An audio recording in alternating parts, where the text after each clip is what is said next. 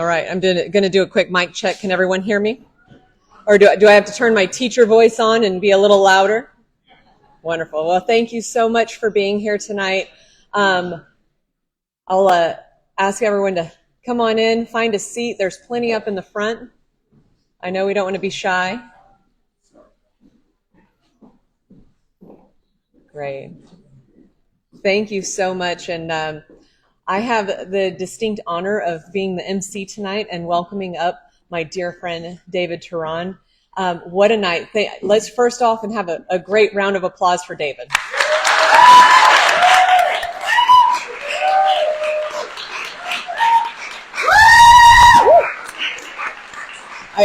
I can feel the love in the room, and it's great. And it's been 5 or 6 years now that I had the great pleasure of being behind or in front of the camera while he was taking my picture. And I knew he made you feel so comfortable, and he did such a wonderful job. I was introduced to this book and this project, really. And I was like, let's go for it. And he's like, who's this let's? Like me and you? Oh, this is my project. So anyways, I absolutely love him and adore him, and I'm going to let him take the stage. Thank you for being here tonight. Oh, other way. Wow, there's a lot of people here. First off, thank you for coming. Like Jamie says, this has been 6 years in the making, and I'm just really grateful for all of you here. The main question I get asked is why ballerinas? I don't think there's any ballerinas here yet. So I'm going to make a confession. I don't like ballet. I have a running joke that I've fallen asleep at the ballet in 3 continents. And but it's fun to photograph. So people ask me, why ballet? Why ballerinas? So if you don't mind, I'm going to take 30 seconds or 1 minute of your time to give you a brief historical background. Let's look, where does my relationship with photography come from and why ballet? And I would like to introduce my friend Sarah Rose Larson, who wrote the introduction to my book, and she explains why ballet.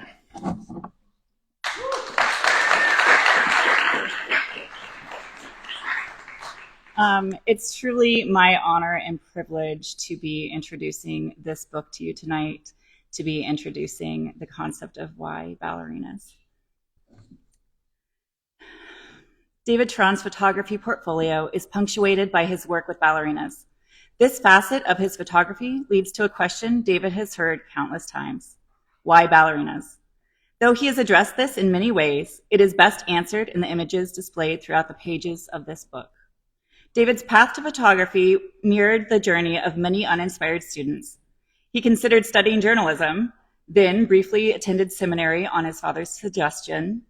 Finally, inspired by the cartoon film Ratatouille, David began a pursuit of the culinary arts. His passion for food, coupled with the romantic allure of Paris, seemed like a perfect fit for his dream of becoming a chef. David was sure this was his calling in life. Photography was not David's first choice, and in a way, it wasn't his choice at all. Instead, it was called out of him by singer Marco Switt.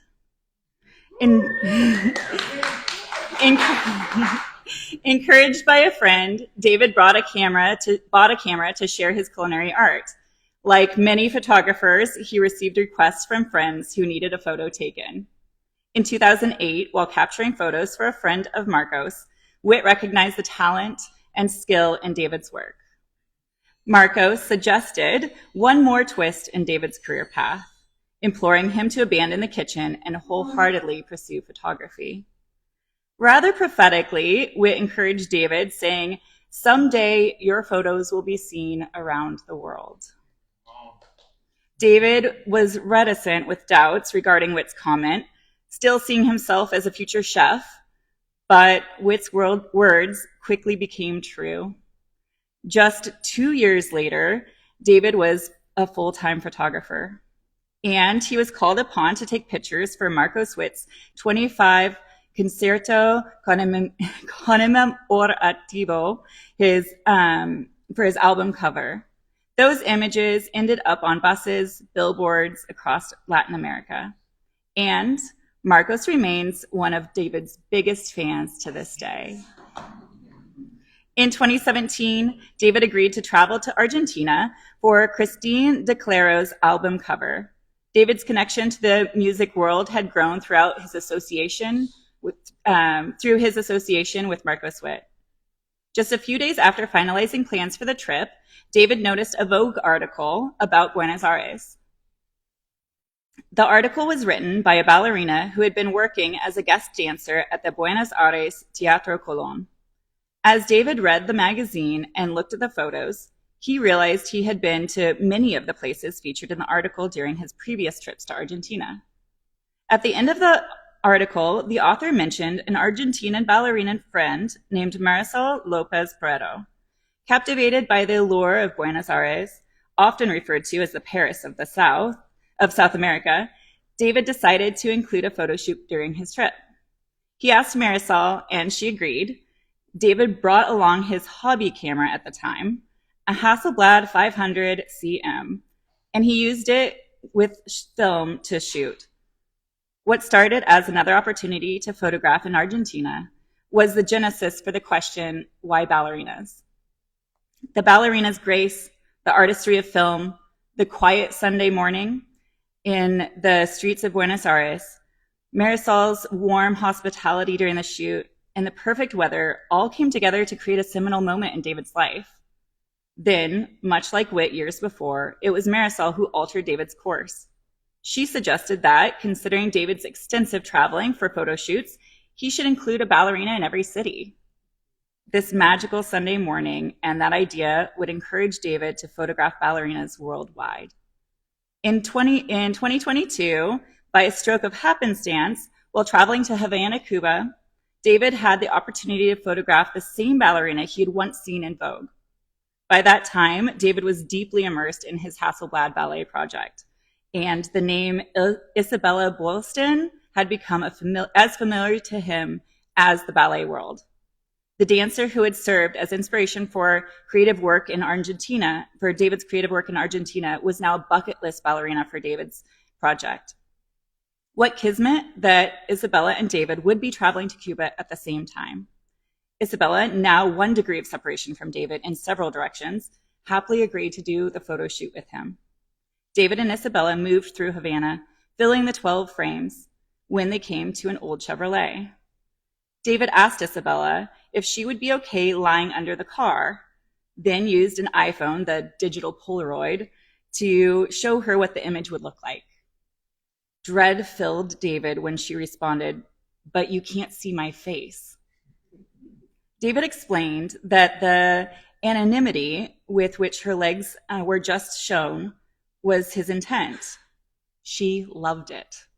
Isabella Boylston, the renowned ballerina, was photographed with her ballet legs extended beneath the car in Havana, virtually rendering her anonymous. The same ballerina whose inspiration started it all now graces the cover of Hasselblad Ballet. Ballet is an art performed with precise mastery and perfection. David captures this perfection in just 12 frames, using one roll of sometimes imperfect black and white film, and often with unorthodox and quirky poses. He achieves it using a camera that, despite its historical associations with the Beatles crossing Abbey Road, Ansel Adams' work, and capturing the first steps on the moon, is now considered outdated compared to today's modern technology. The combination of these two art forms, seen through the eyes of a man called to his craft, that answers the question, why ballerinas? And it forms the heart of Hasselblad Ballet.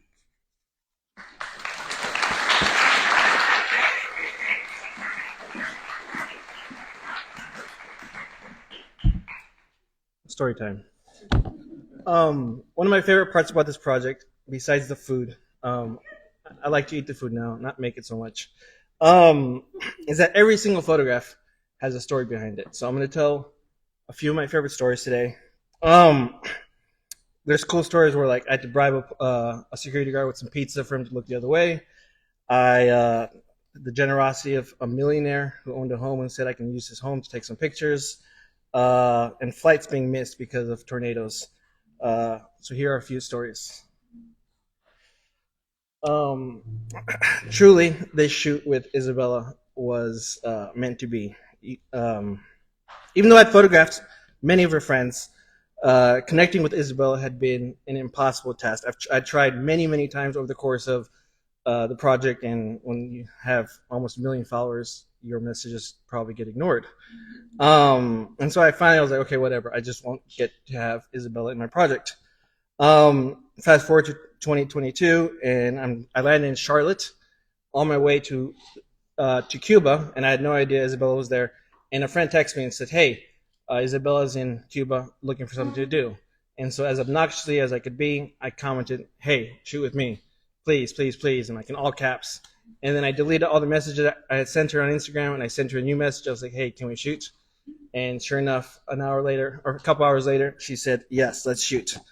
Um, so when you're in Cuba, I don't know if anyone's been to Cuba, but there's not a lot of internet access. We don't have just like 24/7 cell phone service. So trying to connect with somebody who only has 2 hours of internet at her hotel, and I have 2 hours of internet at my hotel every day. It's like it was difficult, but we finally connected, and thankfully, the rest is history.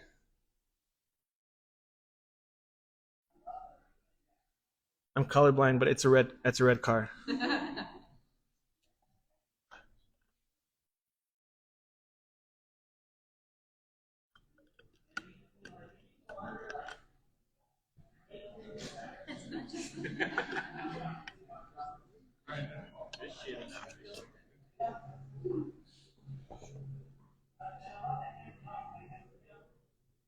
There's that digital Polaroid I was talking about, or Sarah was talking about.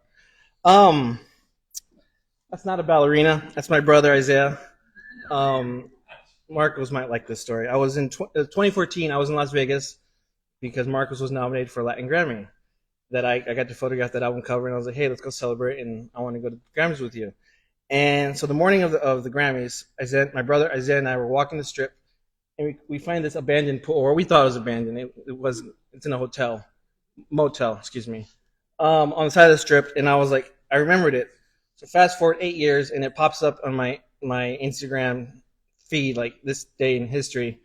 And I was like, I want to shoot there. So without knowing if the pool existed, I bought a flight, reached out to a ballerina in Las Vegas, and said, "Hey, can we shoot?" So I found the pool location with the photos GPS, and I meet the ballerina at the hotel. We order an Uber, and we proceed to the GPS location, having no idea if the pool is even still there. On the way there, the driver says, "Hey, do you want to get married? I have a quota this month. I'm registered to marry people. We can stop at the church and get married." And I said, "No, thank you." And we continued, and we found this fence surrounding the pool. And coming this far, I didn't want to jump the fence, but I also didn't want to miss the opportunity to photograph. And thankfully, a security guard showed up, and he said, "Hey, what's going on?" I explained to him the process, and he said, "The owner's going to be here in 10 minutes if you can wait." Waited. I told him. He's like, "Yeah, go ahead. Just be careful." He said, "Hey, you're in luck. It's on my to-do list to demolish the pool this month." So perfect timing. Um, this ballerina, she's a principal in Copenhagen, Denmark. She found me through Isabella. So after I photographed Isabella, uh, a lot of ballerinas kind of got exposed to the project. And she's like, "Hey, if you're ever in Copenhagen, I'd love to shoot." And I'd never been to Copenhagen, so I said, "Let's shoot." And she had a few hours free before her show, and I was like, "You're a principal ballerina, which is like the top level." I'm like, can we shoot at the venue?" And she's like, "Yeah, well, let's shoot there." And so she's like, "Hey, do you want to shoot in the Queen's tea room? This is where the Queen of Denmark has her tea before she goes to the opera or the ballet." I was like, "Yeah, I want to shoot there. So let's shoot there." So we get in the room, and I set up a few pictures. And like before the first picture, before the first click, an obnoxious fire alarm goes off. And I'm like, I smelled, and I didn't smell anything. So I was like, "You know what? We're here. Let's take a few pictures. All the effort. Let's take, and then we'll go down." She's like, "Yeah, no problem." So we ended up taking about 8 pictures, or I'm sorry, 4 pictures. And I was like, "Okay, let's leave now, just to be safe." We go downstairs. Turns out it was a false alarm. And she's like, "Well, we have 8 more pictures. Do you want to go to another? Do you want to find some places around here? It's an old building from like really old, right?" And so it turns out she had some access. So we went through up 4 floors into an elevator, through 2 secret doors behind glass walls, and then up 2 attic stairs. And we came into the attic, and this is where they store all their tutus and all their props when this company travels the world. And it's kind of cool. It's the axes that she had. For this shoot, there was a very, very specific tree I'd seen online, and I was like, I want to shoot at that tree. And so I found the coordinates, and it turns out my brother lives out close to San Francisco, and I was like, hey, I want to shoot at this tree. He's like, yeah, come by, and you can borrow my car. And so I texted the ballerina, or I messaged the ballerina. I said, hey, would you like to shoot? Ballet is very, very small, the world, so everyone knows everyone. And she's like, yeah, let's shoot. And I said, okay, before we meet at the tree, because I don't know exactly where it is, let's meet at this location. This is a radio house that they used in World War II. And it has some pretty rows of trees. So I was like, let's shoot there, and then we'll go find the tree. So we shot here a little bit, and then I was like, oh, we're running out of time. Let's go find that tree. And so I proceeded to where I thought the tree was. And so after making this photo, the past photo, we got in the car and we drove and drove, and I could just never find the tree. So I was like, you know what, whatever. Let's just get out of the car and let's take a few pictures and then we'll call it a day. So we did this photo shoot, and dejected, I go home and I tell my brother the story. He's like, oh, I know exactly where that tree is. So we got back in the car. It's like a 3-hour drive, and go back and found the tree. And I was bummed because literally around this bend, if I had just gone like 100 more feet, there's a tree.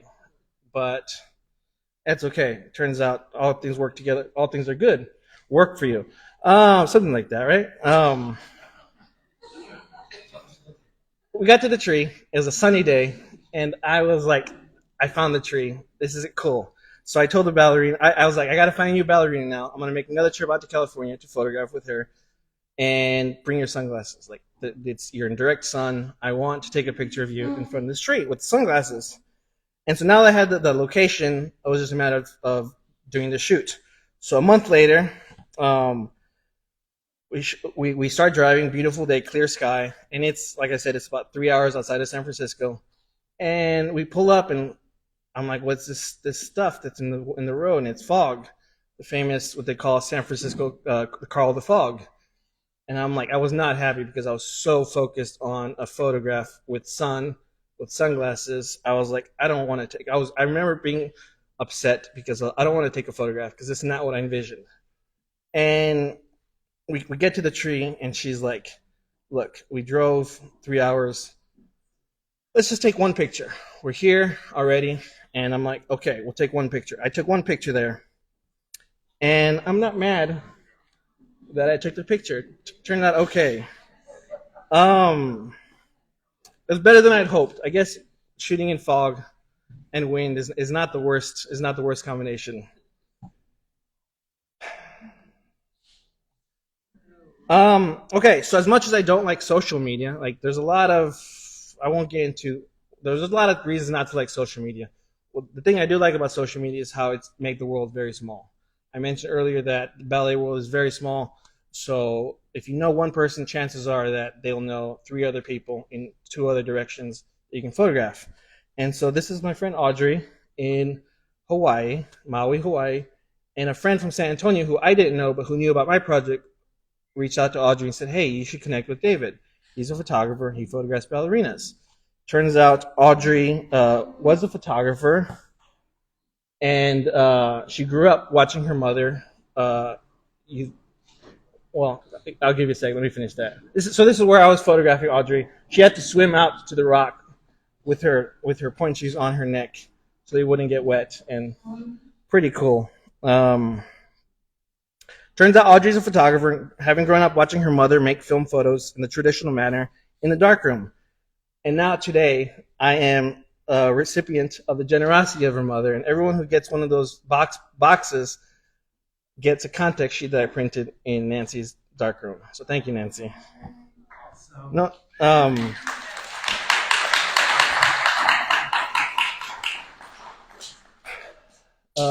again, back to the social media story. This is Sally.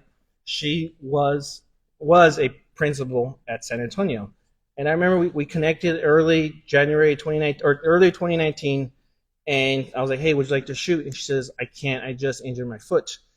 And then she got busy, and then she got busy, and then she quit. She quit. She left San Antonio. Ballerinas tend to bounce around sometimes, company to company.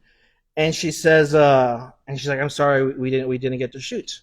And I was dejected. And a few months later, in August, I believe, of 2019, I'm flying to Peru. I land in Peru, and how social media works.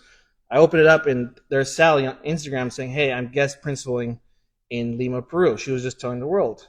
So I couldn't catch her in San Antonio, but I caught her in Lima, Peru, which I thought was kind of cool. Best ceviche in the world. I don't like ceviche, but best ceviche in the world. Here's another ballerina that I connected with social media. Probably like 75% of the ballerinas that I photographed in this book were just cold call messages. Hey, this is what I'm doing. The Hasselblad camera opens up a ton of doors just because it's a beautiful looking camera. Oftentimes ballerinas have never seen a camera that cool. So like, yeah, I get photographed all day long, but to shoot with this really cool looking camera, I'll do it. So this is Ludmilla. She is she's called what's called an étoile, which is kind of like the French way of saying principal. It's the highest level in the principal in the Paris Opera Ballet Company, which in my opinion I think is the best ballet company in the world. So it kind of makes like one of the better ballerinas that I've ever photographed. And so I reached out to her cold called and I was like, hey, can we shoot? And she's like, yeah, let's shoot. Because again, the world is very small, so I'd photograph a dozen of people that she knew across the pond or in Paris. And she's like, yes, I have a very busy day, but I can give you 45 minutes. I'm like, normally shoots take about 75 minutes. And I'm like, yeah, no problem. To get to shoot with somebody of your caliber, I'll make it work in 45 minutes. And the morning of the shoot, she calls me and she's like, I'm so sorry, my sink exploded, and I'm waiting for the plumber to come. I'll be there in 20 minutes. And I'm just like, okay, to go from 90 minutes down to 45, down to 20 minutes, 25 minutes, that's fine. I'll make it work. She shows up and she says, I'm so sorry, I apologize. I cleared my schedule for you. You can have me all you want. You can have me all morning long. I'm not busy. I'm not free, and I don't need to be anywhere until 1 p.m. So you can have me all day, all morning. Sweetest thing ever, sweetest person ever, so great. And this is I have a section in the book called what do I call it, Micah? I call it subtle in French. I'm not even going to try it. Subtil, which is subtle in French, and that just happens to be my favorite style of photography. It's like it's very obvious that you know she's a ballerina. And this kind of like marries my day job, which is a photographer in portraits. And so it kind of marries the two, and you can tell that she's a ballerina without it yelling, I'm a ballerina, in a very subtle way. So this is right in front. Yeah, so this is right in front of the Guggenheim Hotel. I'm sorry, the Guggenheim Museum on Fifth Avenue and Central Park in New York City, one of the most expensive real estate places in the world. And we finished shooting at Guggenheim, got kicked out, pizza didn't work there. And I turned across the street and I said, hey, there's this guy in the window. Let's see if we can just get you under, and I'll just get him looking at the picture, looking at you, or looking at his work. And he sees what we're doing. He's like, hey, do you want me to look down at you? I was like, yeah. So I take the picture and I go across the street. I'm like, hey, can I get your information? I'll send you a picture. He's like, yeah, sure. Do you want to come up here and you want to come into my apartment and shoot in here? And I'm just like, if you're in the corner of Guggenheim and Central Park, you're probably not a murderer. Well, I asked the ballerina, and she's like, you go. I'll see down here. So I went up to her place, or I'm sorry, his apartment, and it turns out that his wife studied ballet at the same company that she did many years earlier. And so that's why he was kind of like excited. And so I got this picture, and it was a fun picture. This is in San Antonio. This is at the St. Anthony Hotel. When I started doing photography, I started photographing like senior portraits. Every time I would photograph at the St. Anthony Hotel, I'd get chased off by security guards. Like, nope, you're not allowed here. Get out of here. Right, whatever.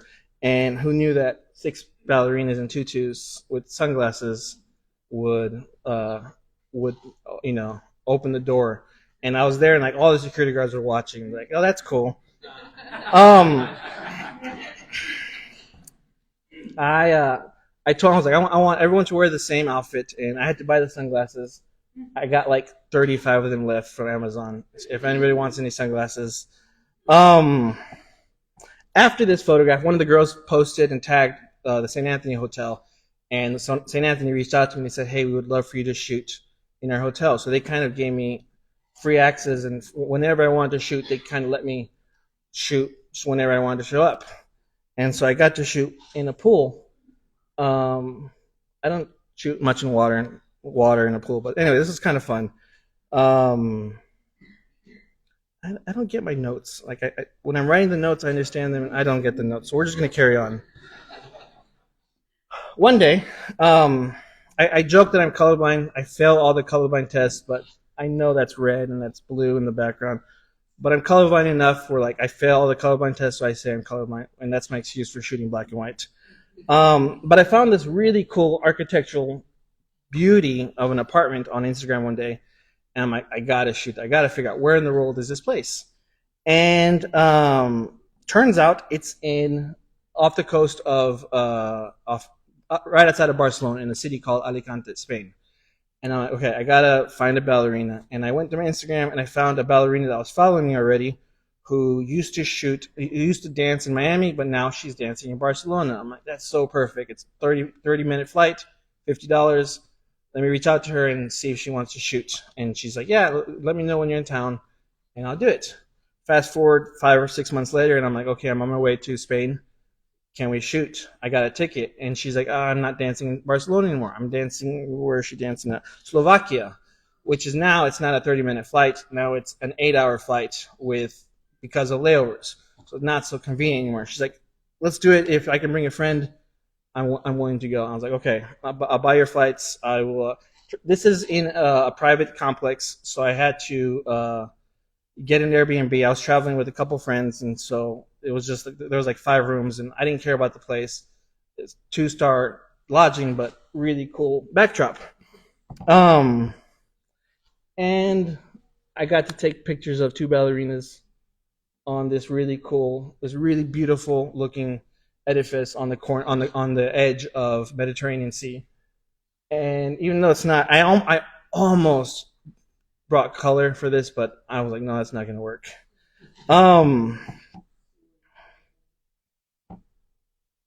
Okay, so this project, Hasselblad Ballet, was not always destined for a book. At one point, it was just like Instagram. It's just an excuse to travel, to make a cohesive project in many cities around the world, but get to travel and eat good food, which is really the heart of this project, believe it or not. After a while, people convinced me, after about 1.5 years, they convinced me, hey, you should do something with this project. This is book worthy. And I'm like, I don't know. A few people talked me into it, and so I started the idea of thinking about a book. And so I got to talk with my friend Michael Bell, who I've known since I was 5 years old. And I was like, hey, will you design the book for me? And he's like, okay. And so it's cool that I got to have a friend talk about my book, work on my book. So I would like to bring Mike up for a few minutes to talk about his point of view.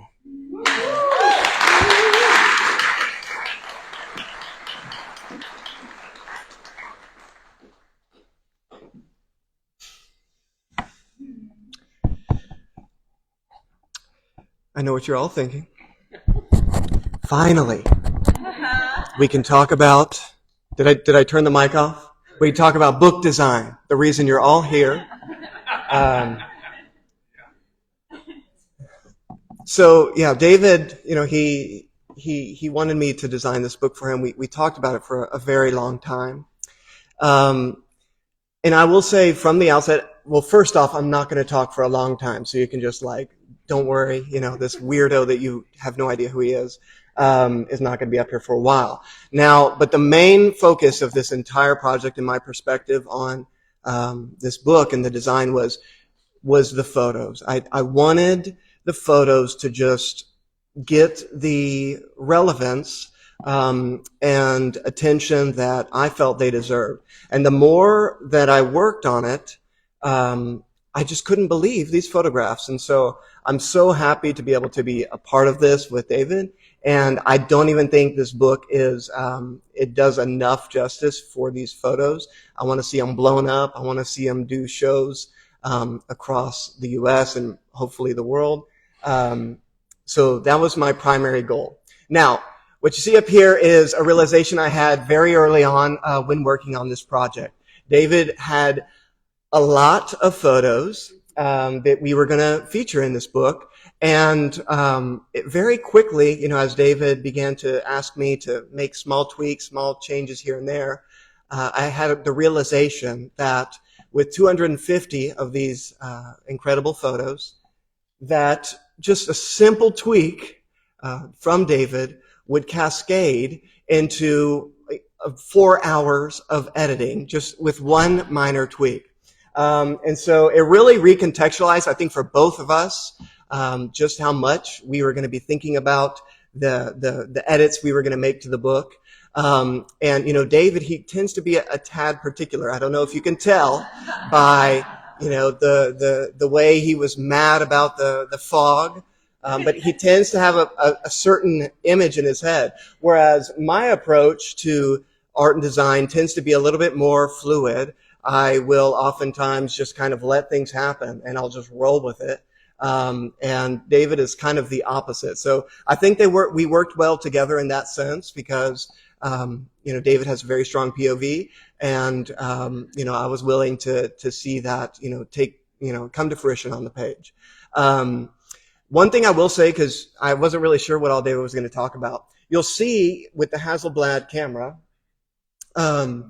all the images are square. The format of the film is a square image. So that already made me think about how we were going to lay out all these photos across the page. And when you're dealing with that constraint, it really, while some folks may see that as something they have to reckon with, I love constraints because it gives you the chance to get creative with it.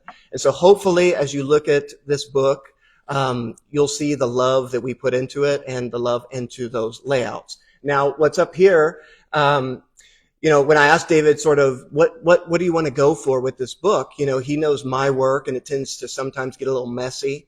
And then you see these photographs that are in black and white, very clean.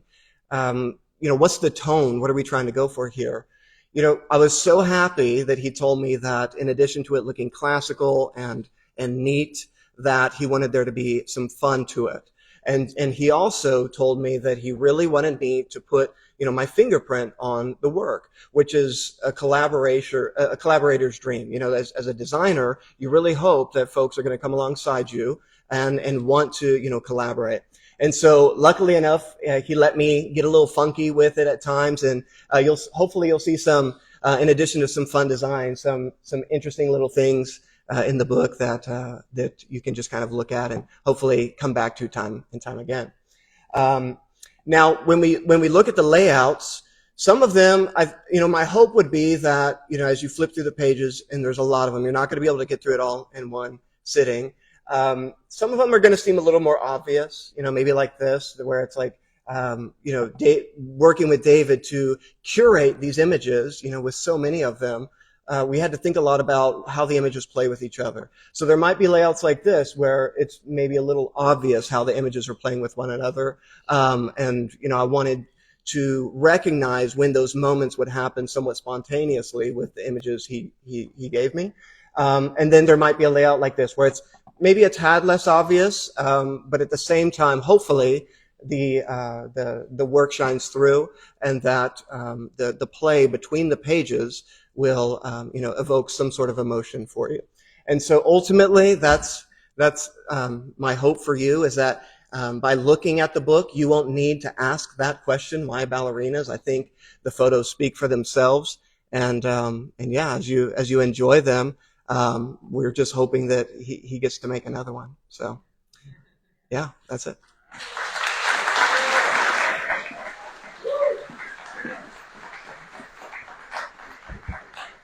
I got two more. Still on. I got two more stories. Mike is much taller than me. Two more stories. This one's probably one of my favorite stories in the book. Before I get to the story, I'm going to show it real quick. clip, and then I'll get to the story. Wait. Oh, I just gave it away.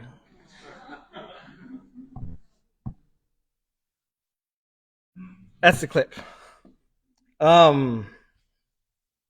Okay, so this ballerina name's Keely. I said, Keely, one of my favorite movies is John Wick. John Wick 1, 2, 3, and 4, okay, but 1 and 2. At the end of John Wick 2, which is the scene you just saw, John Wick's walking down these stairs with his dog, his now beloved dog. And I said, there's these stairs in New York City that I want to shoot at. And she's like, I don't want to shoot there. It's in Central Park. She's like, everybody shoots there. It's overdone. I'm like, I promise we won't shoot at they're called Bethesda fountains where the scene culminates. And she's like, I'm like, I promise we won't shoot there. And she's like, okay, that's fine. As long as you don't shoot there, I'm game to shoot. And you can kind of see where the story's going. I put her in position, and like the minute I'm about to take the picture, I see a dog in the distance get loose from its owner and run down and start running straight towards the camera. I'm like, Keely, wait, go! And she gets up, and you can't plan this, but you put yourself in the right position sometimes. You can make a cool photograph like that. And this is the last story. Where's Benjamin? Benjamin was here for this photograph. I had this dream of wanting to shoot on a Parisian roof, and so last year, 2023, I got a ticket to per Ben's recommendation. We went to Paris. He's like, you got to finish strong, finish your book with the best ballerinas in the world. Let's go back to Paris. And I messaged my Airbnb host. I was like, hey, can I get on your roof? She's like, as long as you don't tell me about it, I don't care what you do. And so, unfortunately for me, as you can see in this clip I'm about to play, it's drizzling during the shoot, in the morning of the shoot and during the shoot. And it's not really, I'm not the type of person that says, yeah, this is dangerous, let's not do it. So we got on the roof.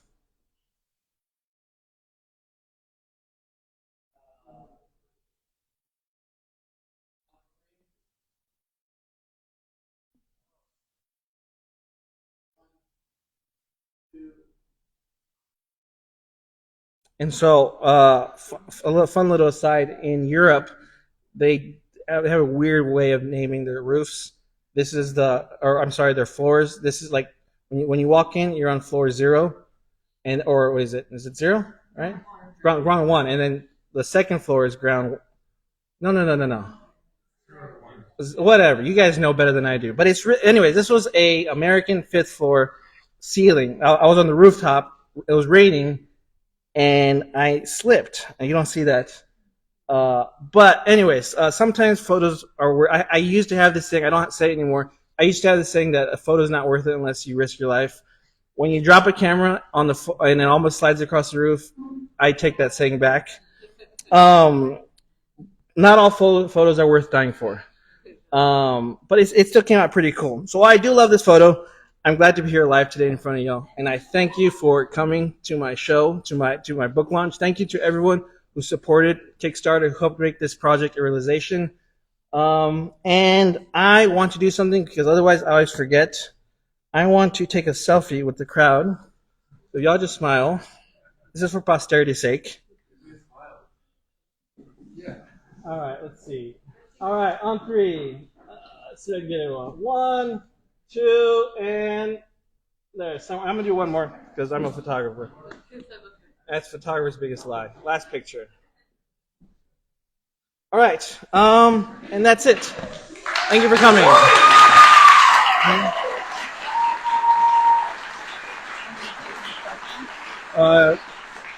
Yeah. Is there any questions? I don't imagine, but if there's any questions.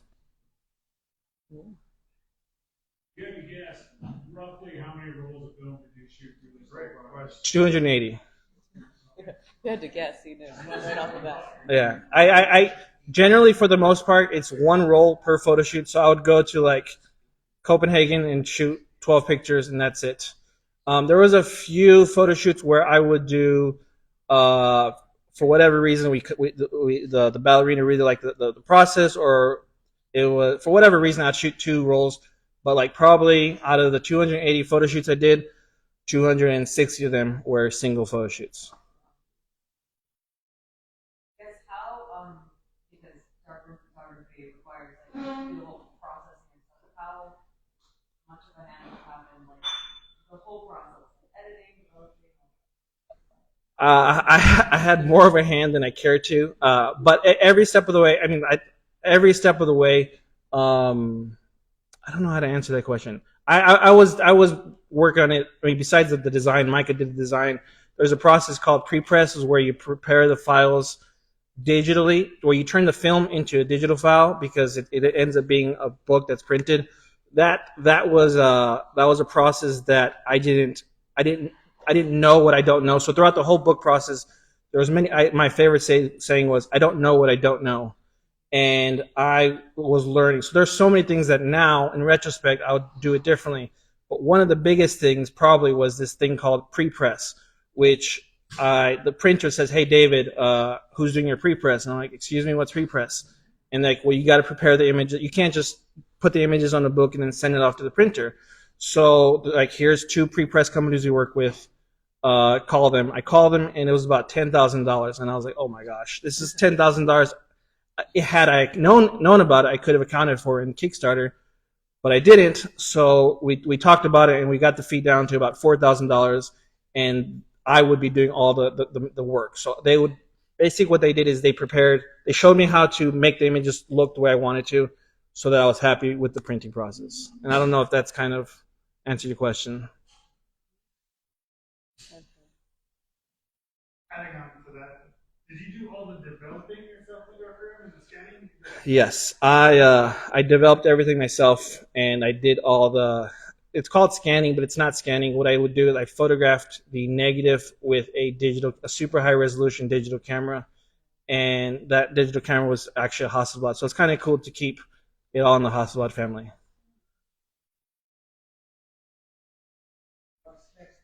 There are 4 Easter eggs in the book that tell what's next. So I'll just put that out there. You sell prints of your work. Sometimes, if you get me on a good day. Yeah. The goal is to eventually I'll set up the website to sell prints, but yeah. A 2-part question.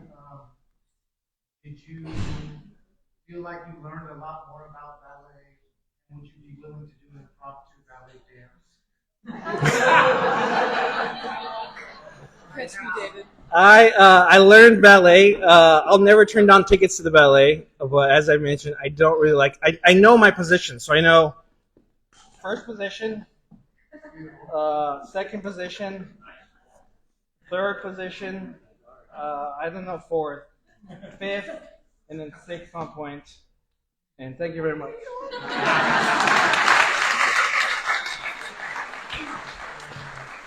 Oh my goodness. Well, I hope everyone in here enjoyed that as much as I did. I went through a lot of the process with David, just kind of being the cheerleader behind the scenes and hearing a lot of these stories, some of the stories, and all of these are new to me. So thank you for sharing that tonight. And it's just a real honor. I'm going to bring up Suhail Arestu to do a toast for us. We are working on champagne, so we'll get some of those. Yeah, we'll get those champagnes rolling out to do a quick toast for the launch of this book. It's a long time coming and such a celebration. So I'll go help grab some champagne. They say that a portrait is really about what's on either end of the camera. That's Edward Steichen. You may recognize his famous photograph of the Flatiron in New York. And what's so remarkable to me about David's work is that we live in this incredible, ephemeral digital age. But here's a guy who's risking time, expense to travel, and he's using an unforgiving medium, taking 12 shots on a roll of what's a seemingly antiquated but very beautiful device, this Hasselblad. And he's putting himself at risk also in the company of these principals, these prima ballerinas. But I'm sure once they see your work, that's why you've been able to gain some traction with others. But it's really pretty remarkable that you would take that risk, and it is about what's either end of the camera, but it doesn't help to have a really, really beautiful machine. So I think as they pass around the champagne, I want to raise a glass to creativity, to enduring with your craft, and also to your next project. I mean, we've shared some ideas, and I don't know what the Easter egg project is about, but I've got some ideas that we'll share on something really spectacular. And so here's to this book and to your next chapter. To David. Over here.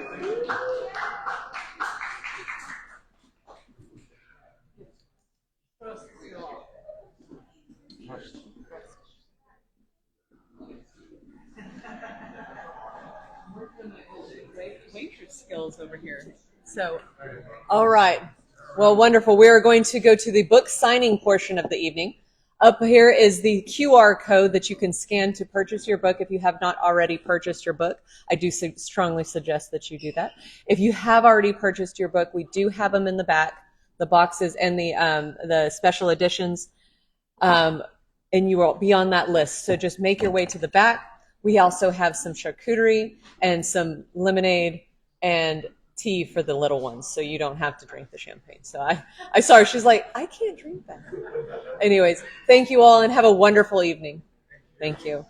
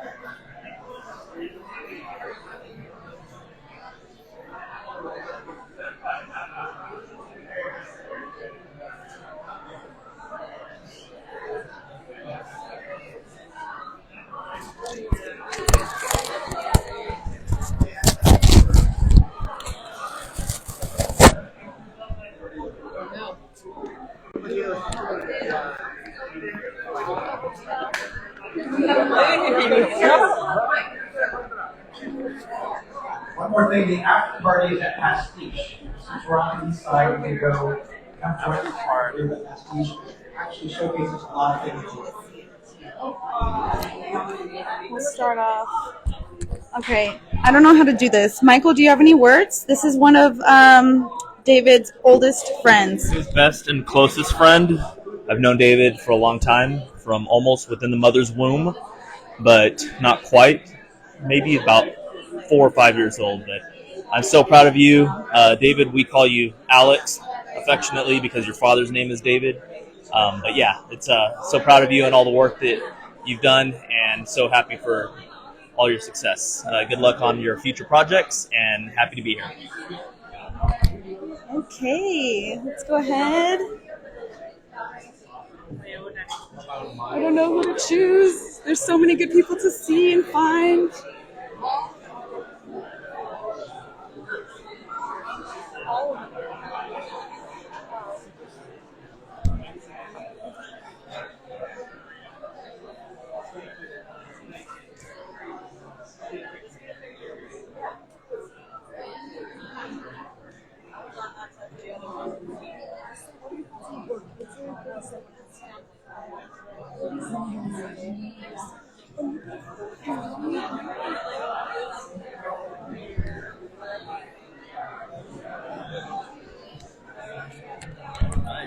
Okay, here we have some more friends. Interview. What do you guys think about the book? I haven't seen it yet, but I'm sure it's great. So I'm excited to see it, pick up our copy. Super happy for David. We love David. Thank you so much. Oh, we have another friend here. Any thoughts on the book? If I talk, I'll cry. So no, I love you, David. So beautiful. Your mother would be so proud.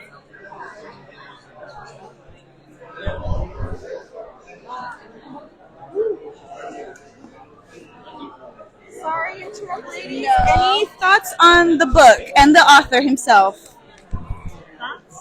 I need to speak Spanish because English is not my, Whichever one. Es muy lindo, muy hermoso, hecho por un artista, claro. Me encantó. Estoy enamorada del libro. I really enjoyed all your stories. I hadn't heard any of those, and I thought they were really great. And the photography is beautiful.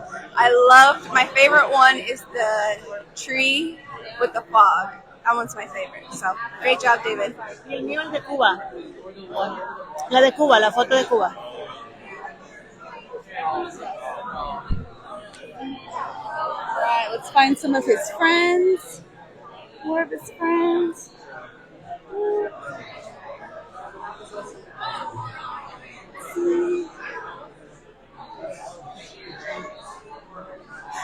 All right, we'll go this way.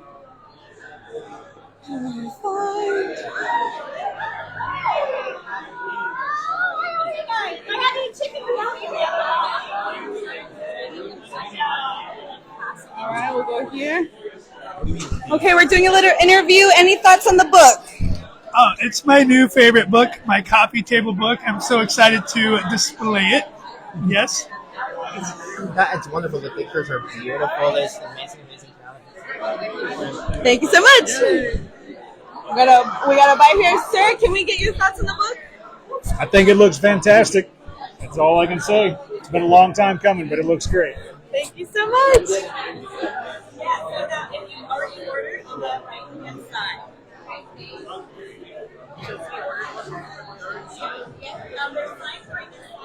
How are you feeling? I'm okay. I'm better now.